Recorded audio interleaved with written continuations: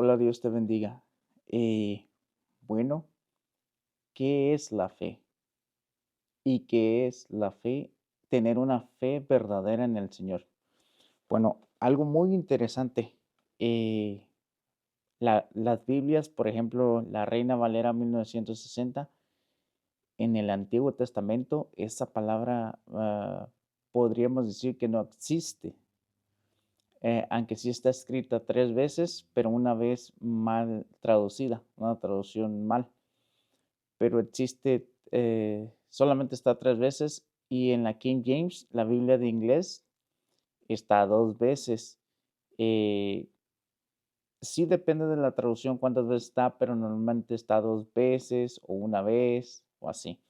Pero un versículo que sí está en el Antiguo Testamento dice, por la fe vivirá el justo, más por la fe vivirá el justo.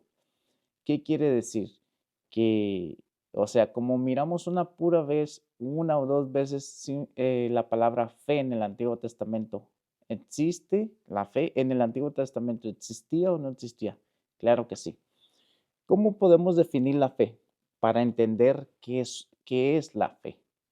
Bueno, en el Antiguo Testamento, en lugar de poner la fe, podríamos decir que en lugar de fe se llama confiar. Confiar, confiar en el Señor. Por ejemplo, la traducción lenguaje actual en el Nuevo Testamento quita esa palabra.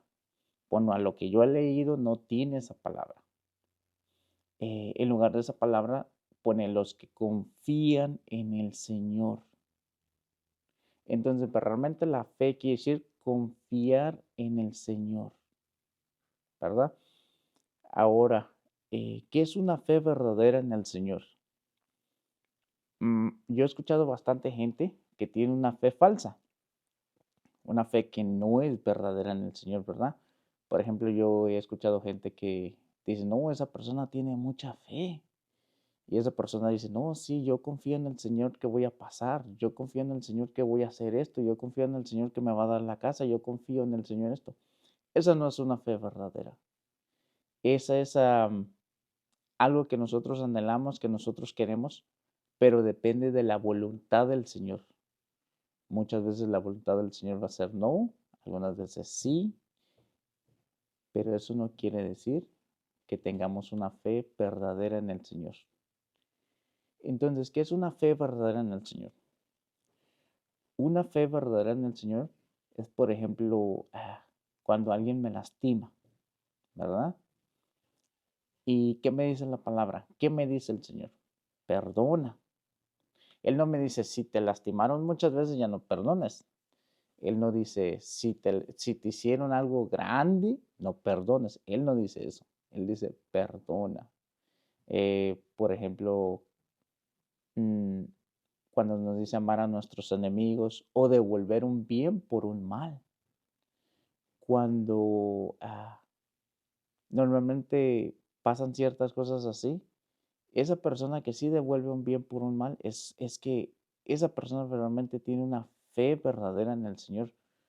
Por ejemplo, hay muchos cristianos que no entienden que todas las cosas que nos pasan, todas vienen de parte del Señor.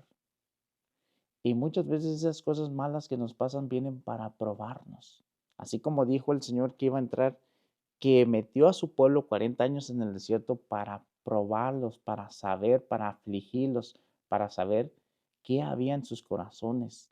O sea, él ya sabía, pero quería que nosotros supiéramos qué hay en nuestros corazones, si verdaderamente le íbamos a obedecer o no. Y así muchas cosas, todas esas cosas que nos pasan, las buenas y las malas, vienen de parte del Señor para probarnos, para ver quién verdaderamente tiene fe, ¿verdad?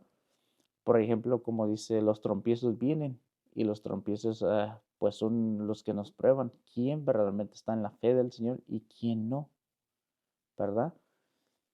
Y pues Dios te bendiga y bueno, yo te pido, quien sea que me mires, que te escudriñes si verdaderamente estás en una fe verdadera con el Señor, si verdaderamente tú obedeces a su palabra, si verdaderamente cuando tú lees y Él te pide algo, le obedeces, porque ese es aquel que verdaderamente tiene una fe, que ha creído, que lo sigue.